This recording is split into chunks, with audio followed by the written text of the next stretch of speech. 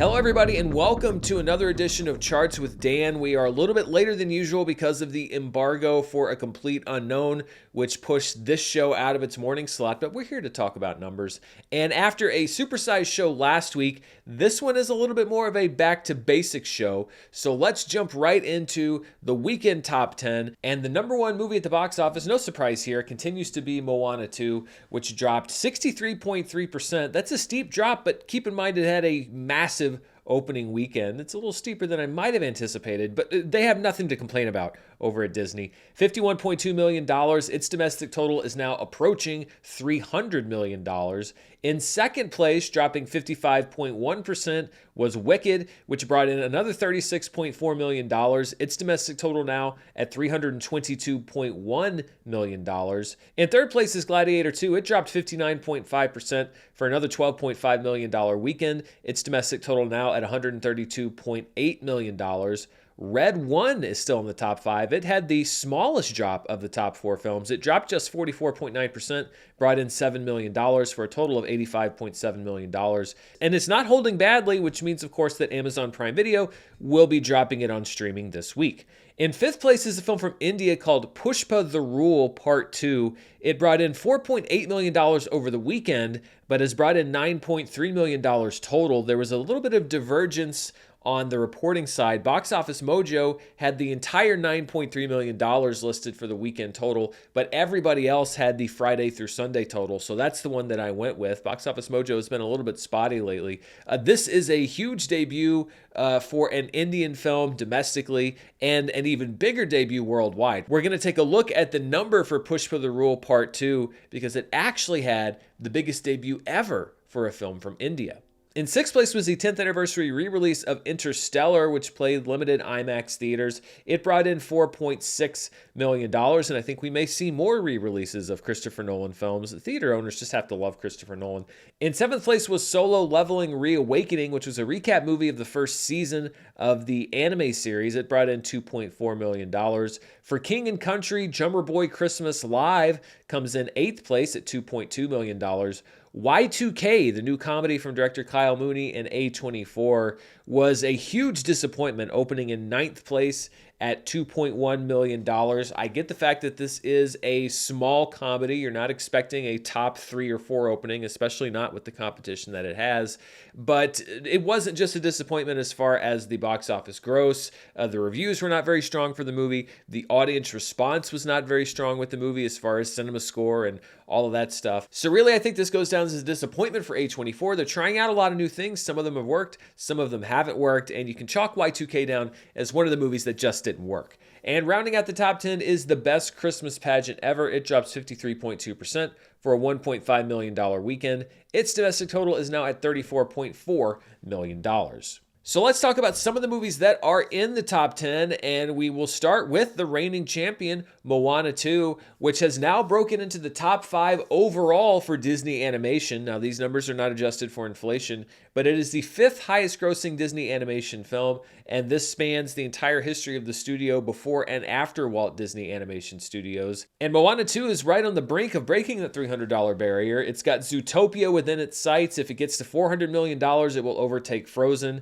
1994's The Lion King is at $423.9 million, although again, that's not adjusted for inflation. And the box office champ for Disney right now is Frozen 2 at $477.3 million. We'll see if Moana 2 can get there. That steeper drop says to me that it's maybe not going to be a Frozen 2 level hit, but we'll just have to wait and find out.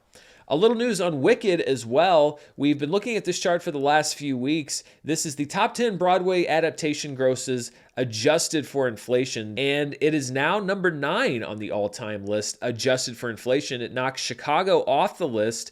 Cabaret gets bumped down to number 10, and Wicked is very close to overtaking Oliver for that number 8 spot. Now, I don't know if it's going to get up to $465 million to overtake West Side Story, but the fact that Wicked is the newest movie on this chart by almost 50 years should show you that even though it can't match the heights of some of the previous box office or Broadway adaptations at the box office, it is still a pretty rare success when we're talking about movies that are directly adapted from Broadway stage shows. And both of these movies are now among the 10 highest grossing films ever released in the month of November. You would think a chart like this has readily accessible information, but I actually had to dig and hunt and go through all of the box office data to find this. Part of it is that Box Office Mojo was just completely disabled several years ago. The highest grossing movie ever released in November is Frozen 2, followed by Black Panther: Wakanda Forever, The Hunger Games: Catching Fire, the original Frozen, and The Hunger Games: Mockingjay Part 1. Then we have Wicked currently at number 6, but gunning to reach the top 5, followed by Harry Potter and the Sorcerer's Stone, Thor Ragnarok, Skyfall, and Moana 2, which has just entered the list, but will start climbing it rapidly because you look at the top 5, the barrier there is $337.1 million. So Wicked will probably enter that top 5, but may be overtaken by Moana by the time we do the next show. A little news around Gladiator 2 as well. It has become Denzel Washington's highest grossing movie of all time domestically at $132.8 million. People might be surprised that this is the highest grossing Denzel film, but keep in mind he doesn't do a lot of tentpole action, that kind of thing. American Gangster was previously Denzel's number 1 movie. It's now bumped down to number 2. Safe House is in 3rd place. Remember the Titans is in 4th. And The Equalizer 2 is in 5th place. But when you have a star with a career as long as Denzel Washington's, it's also fun to adjust the numbers for inflation and see what movies come out on top when you do it that way. And Gladiator 2 actually doesn't make the top 5. His highest grossing film adjusted for inflation is The Pelican Brief at $220.1 million. Remember the Titans is a close runner-up at $212.1 million. Then we have American Gangster, which slips down to number 3, followed by Crimson Tide at $189.2 million. So we do have both Scott brothers represented. Ridley Scott with American Gangster, Tony Scott with Crimson Tide. That's fitting because Denzel has had team-ups with both of them with a lot of success at the box office. And rounding out the top 5 is Safe House at $173.4 million. We had so many charts on the show last week, and one of the ones that people kept asking me about was the market share for the different studios now compared to the last time we looked at it, which was right at the beginning of the fall movie season. And I didn't do it last week because there was just so much other stuff to get to. But let's take a look at that. And let's look first of all at the market share the last time we saw this chart, which was in early September. Disney was leading the way with 27.8%, followed by Universal at almost 21%. Warner Brothers and Sony were basically tied. Paramount is at about 7%. Lionsgate and Amazon were in the 3s. And then all other studios were at 10%.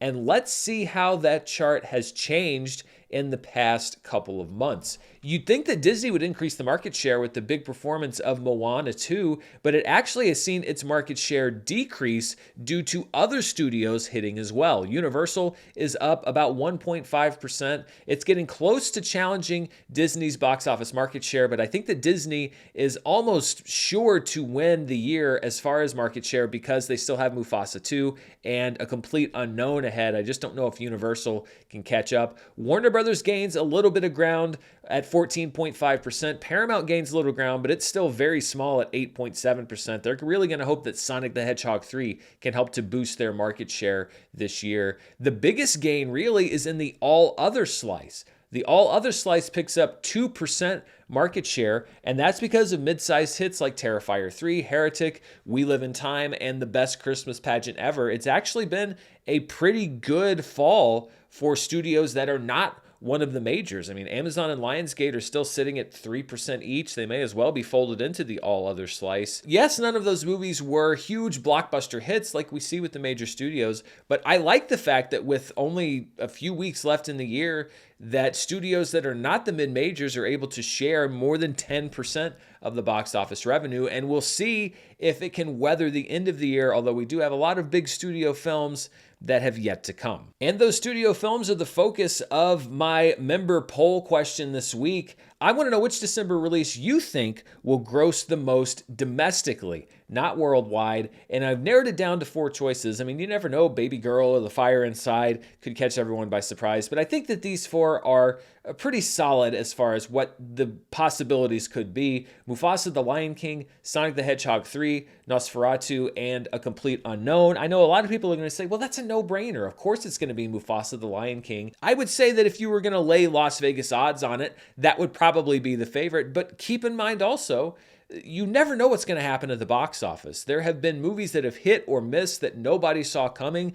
So are you super confident in Sonic the Hedgehog 3? Are you super confident that people love Bob Dylan? Do you really think that audiences aren't going to like Mufasa the Lion King or aren't going to go see it? This is the chance for you to vote. And if you're not a member here on the channel, you can become a member depending on how you're watching. There may be a button for you to push. If not, there is a link down in the description below. I would love to have you become a member here on the channel. It's, I think, $3 a month. You get to vote in the member polls. You get a lot of videos early, especially as I've done reviews for the awards contenders.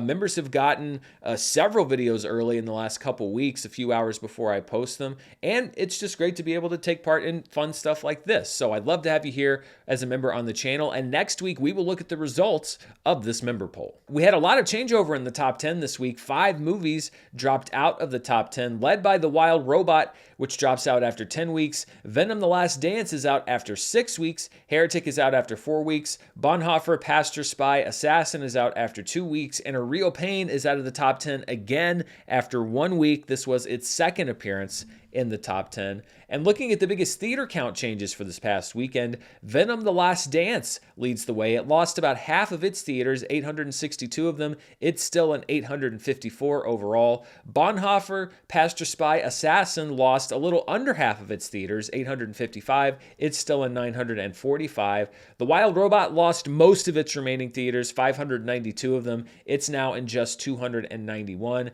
And Heretic lost over half of its remaining theaters, 382. It's now in 278. Coming in 5th place was an addition, Flow, which is becoming a real contender to get nominated for the Best Animated Feature Award at the Academy Awards. It's picking up a lot of buzz. Added 373 theaters, which brings its total up to 375.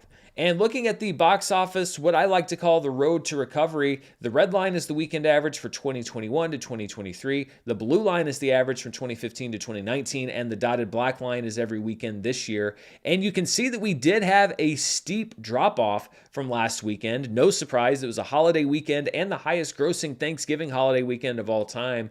But when you look at the drop, we're about $50 million above the average for the pre-pandemic times. We're about $100 million above the average for what we've done post-pandemic. So even though we have climbed down from that record-setting mountain, we are still well above where we traditionally are on this weekend. And we'll see if that trend continues and if the box office juggernaut combination of Kraven the Hunter and Lord of the Rings War of the Rohirrim can keep us at this pace. I'm not convinced, but let's see what happens. Let's turn away now from the domestic box office to what's going on internationally, all of the markets outside of the US and Canada. And Moana 2 is number 1 there as well, bringing in $103.7 million.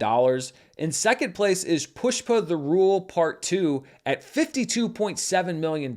Internationally, it broke the record for the highest debut in both India and also worldwide. We're going to look at the worldwide number in just a second. That record was previously held by 2017's Bahubali: The Conclusion. So a really strong showing for Pushpa the Rule Part 2. Wicked comes in third place at $26.8 million, followed by Gladiator 2 with $17 million and Her Story at $12.2 million.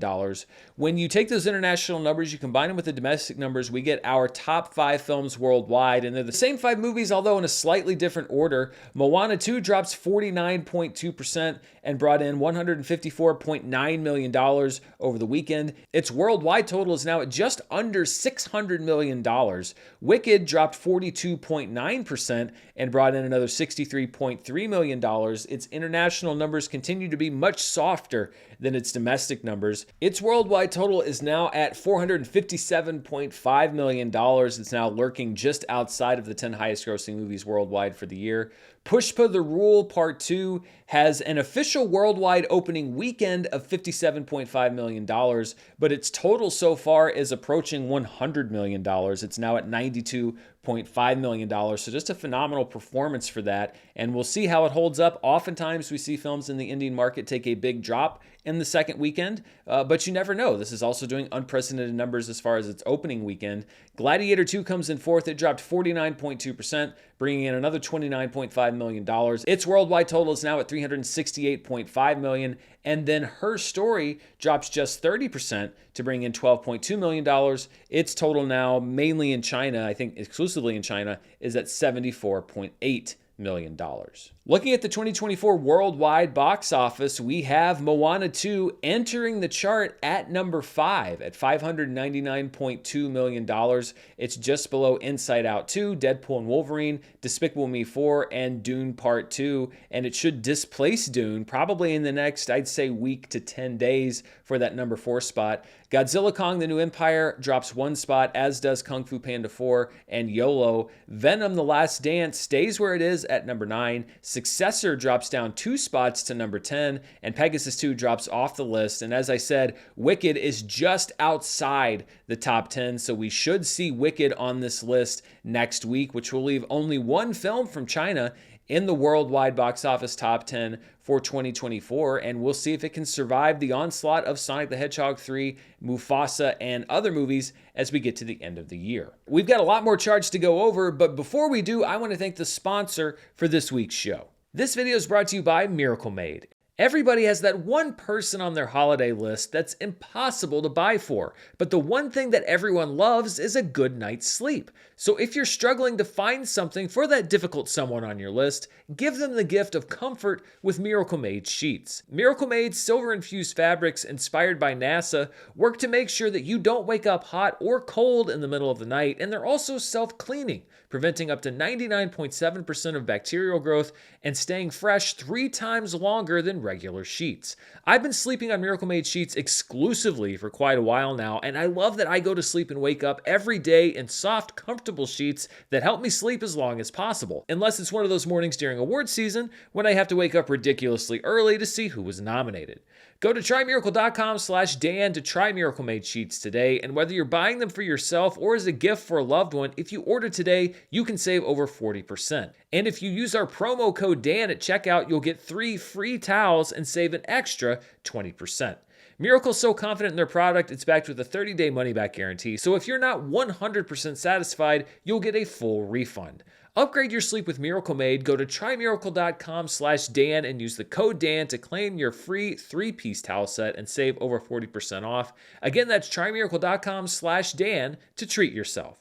Thanks to Miracle Made for sponsoring this episode.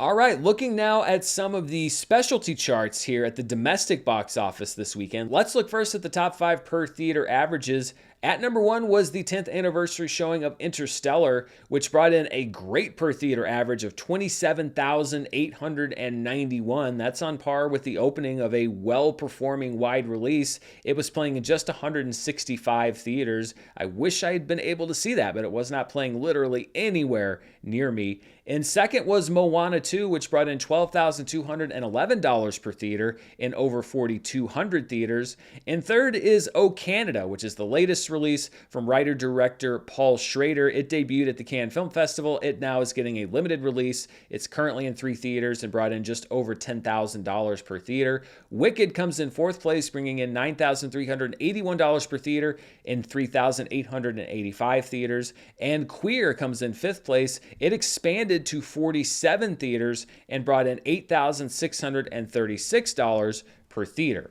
Looking at the top films in limited release, which I define as 1,000 theaters or fewer, Interstellar, the 10th anniversary, is at number 1 with $4.6 million in 165 theaters. And Solo Leveling Reawakening is at number 2 with $2.4 million in 846 theaters. Those are both top 10 movies. Then we have The Order, which debuted in 600 theaters and brought in $877,000. I've heard very good things about this movie. I'm going to try to watch it this week, and if I really like it, I may even throw a review here on the channel. Leve's A Night at the Symphony Hollywood Bowl in 133 theaters comes in 4th place, at $845,000. I did not know Leve is an artist. She is from Iceland. She has Icelandic and Chinese parents. Her music apparently is pop, kind of mixed with jazz. There's really only two possibilities here. She's really popular and I'm just old and haven't heard of her, or she's really niche and has a lot of loyal fans who went to see the movie in the theater. Either way, it did well. And then speaking of not really being familiar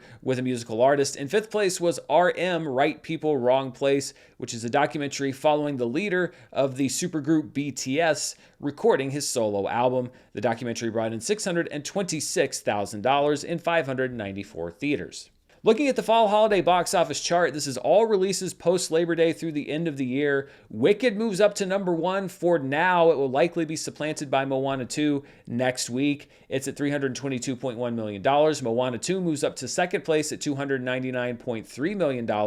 Beetlejuice, the former champ, moves down to third at $294.1 million. And the rest remains the same, with The Wild Robot in fourth place, Venom: The Last Dance in fifth, Gladiator 2 in sixth, Red 1 in 7th, Smile 2 in 8th, Transformers 1 at 9, and right on the brink of elimination, Joker Folie à Deux at number 10. We also have some changes on the 2024 annual domestic box office chart. Inside Out 2, Deadpool and Wolverine, and Despicable Me 4 are the top 3 for now, but Wicked moves up 3 spots from last week to number 4, and Moana 2 moves up 3 spots to number 5. So we have 2 new movies in the top 5 at the domestic box office this year. Beetlejuice moves down 2 spots to 6th, Dune Part 2 moves down 2 to number 7, and Twisters moves down 2 spots to number 8. Godzilla Kong: The New Empire is in 9th place, and Kung Fu Panda is in 10th, and that is the barrier for a movie to enter the 2024 domestic annual list, $193.5 million.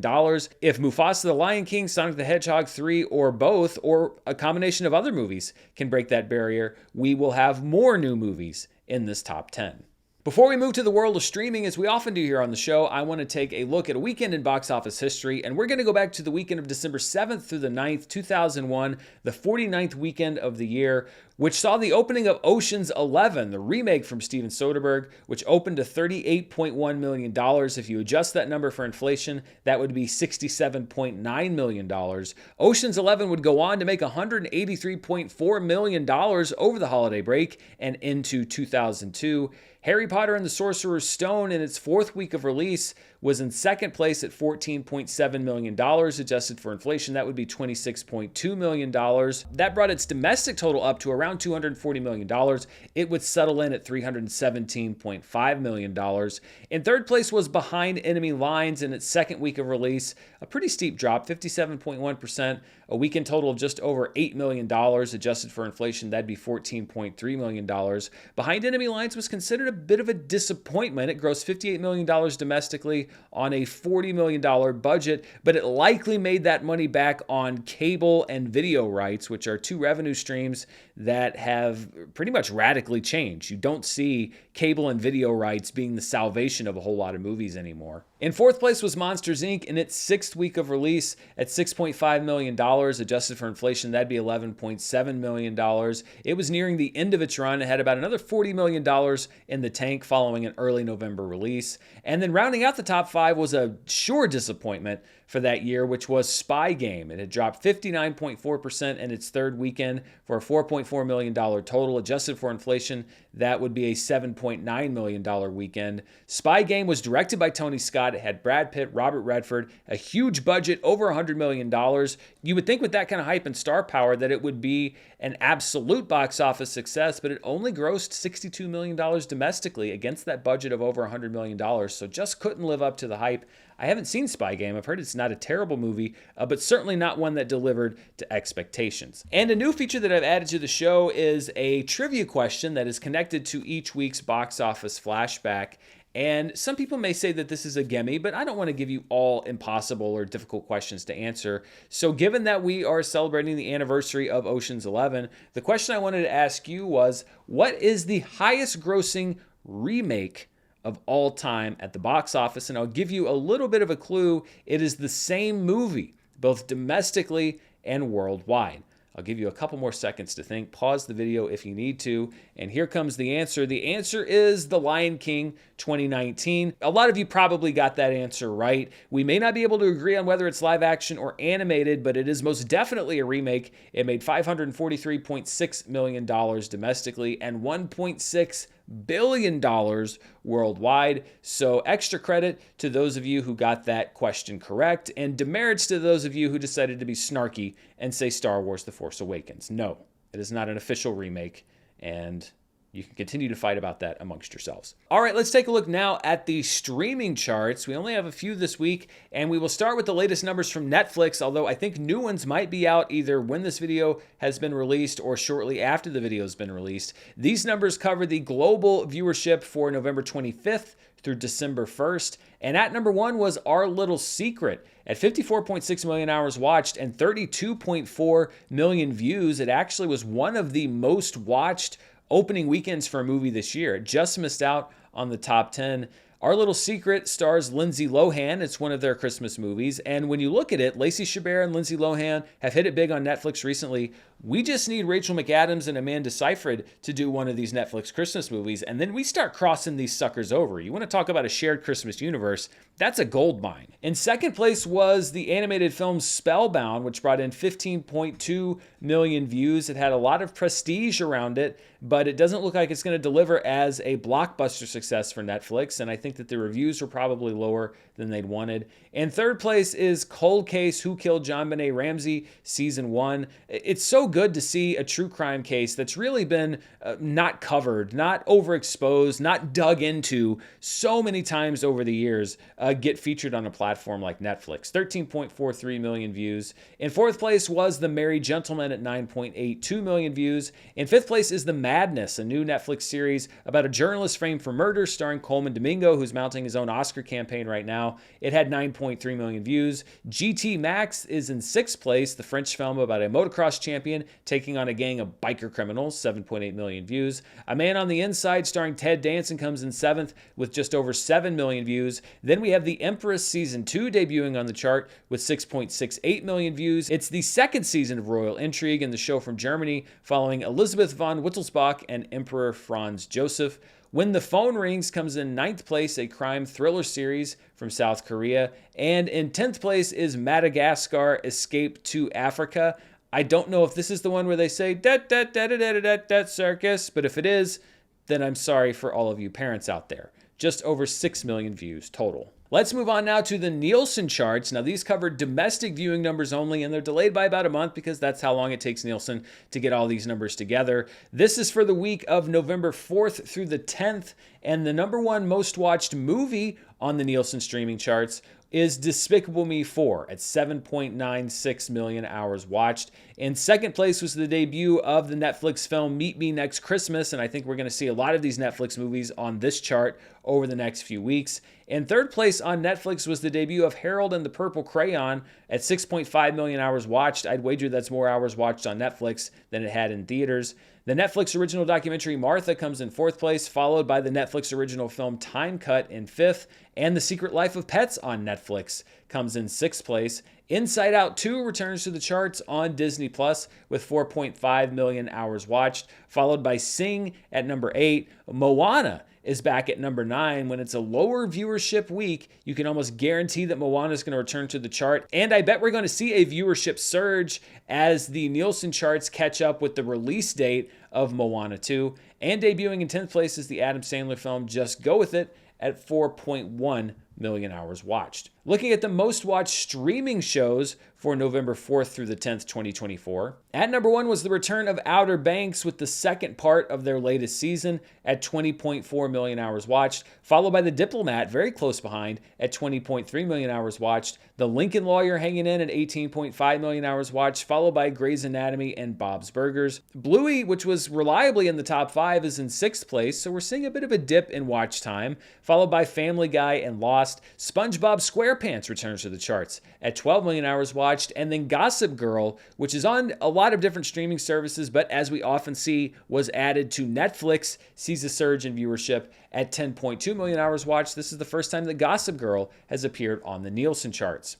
Looking at top watch time per available episode, so I basically took the top 20 Nielsen streaming shows and listed the top 10 by how many hours of viewership each individual episode got. The Diplomat comes in number 1 at 1.45 million hours watched per episode, followed by Beauty in Black from Tyler Perry at 860,000 hours watched per episode. Special Ops Lioness comes in third place at 666,000 hours per episode, followed by The Lincoln Lawyer. Agatha All Along has one last week, I think, in the top 10. It wasn't one of the overall 10 most watched shows, but it is top 10 as far as watch time per episode, just over 500,000 hours watched per episode. Then we have Outer Banks at number 6, Tulsa King at number 7, Only Murders in the Building at number 8, Lost at number 9, and The Great British Baking Show at number 10, with under 100,000 hours watched per episode. But still, when you consider that the show has over 100 episodes, that's not so bad.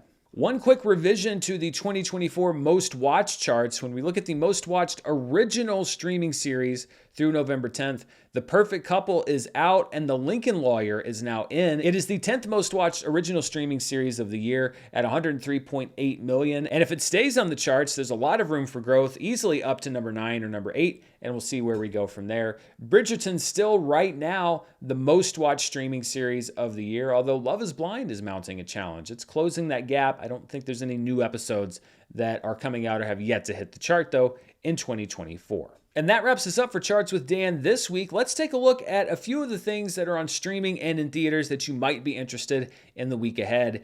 Debuting today on Amazon Prime Video is an anthology series called Secret Level from Tim Miller. It features an all-star cast including Arnold Schwarzenegger, Keanu Reeves, Kevin Hart, and more. And each story is set in a different video game universe like Pac-Man, Mega Man, Warhammer. So if that's something that you're interested in, that's going to be debuting today. Tomorrow, on Wednesday, is the debut of Dream Productions on Disney+. This is an Inside Out spin-off series set inside the studio that produces Riley's Dreams, as seen in Inside Out 2. On Thursday, hitting select theaters is what was thought to be a lost project, Daft Punk and Leiji Matsumoto's Interstellar 555, The Story of the Secret Star System. This is a fully assembled cut of an hour-long anime film from 2003 that was very rare until now. It was chopped up for different music videos. They're presenting it in full. It will also feature bonus showings of some of the band's most famous music videos. Then on Friday, hitting theaters in wide release is Kraven the Hunter, maybe the most anticipated movie by a couple people out there. I am actually hitting the road today, believe it or not, to see Kraven the Hunter. And barring some unforeseen circumstance, I will have my review of that film up at the embargo tomorrow. Also hitting theaters this weekend is The Lord of the Rings, The War of the Rohirrim. My review for that film is already out, so if you want to check out what I thought about the movie, you can see that right now. A couple movies in limited release that are relevant in the awards scene. Nickel Boys, which is getting some Best Picture buzz, screenplay buzz, some buzz around the performances of the film, is beginning its run in limited release. I think it goes into wider release just after the beginning of the year. The Last Showgirl is opening in limited release. I know this sounds weird, but Pamela Anderson gives a genuinely awards-worthy performance in this film. I have seen it. I thought that she was great in it. And Jamie Lee Curtis is also doing some nutty stuff in this movie. So if The Last Showgirl is playing near you, don't just write it off because you see Pamela Anderson on the poster. She's actually very good. And then opening, also in limited release, this is another one that goes wide in mid-January, is a movie called, there was a little bit of controversy. As an American, when I see that, I think September 5th.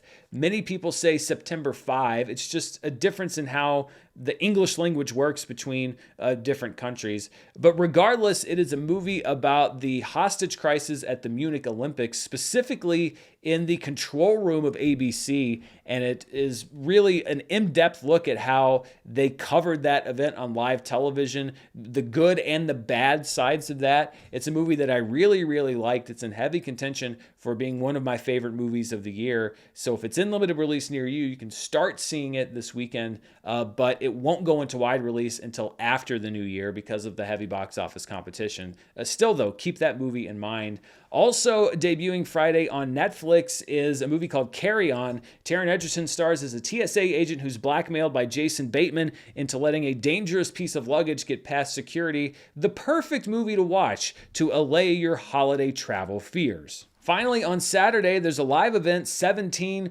Right Here World Tour in Japan live. It's a live stream of a concert from the South Korean boy group 17. I believe the concert is taking place in Osaka, Japan. So if you like Korean pop music, clear your schedule on Saturday night because apparently there's a big party going on. And that's all I got for you this week. Be sure to stay tuned, as I said, tomorrow for my review of Kraven the Hunter. And there are a lot of other movies that I'm excited to bring you reviews for in the coming days and weeks. And as we lead up to Christmas and all of the release there, next week, again, barring any unforeseen circumstances, I'll have a review of Mufasa the Lion King, as well as Sonic the Hedgehog 3 and some of the other movies that are hitting theaters. So be sure to put on those notifications, click the bell, make sure you know when I'm putting out a new video. Be sure to check out the description below for more information on how to become a member of the channel and also about this week's sponsor. But most importantly, thank you for watching this episode. I'll be back very soon with more movie news, reviews, box office, and more. Until then, stay safe, and I'll see you next time. Bye.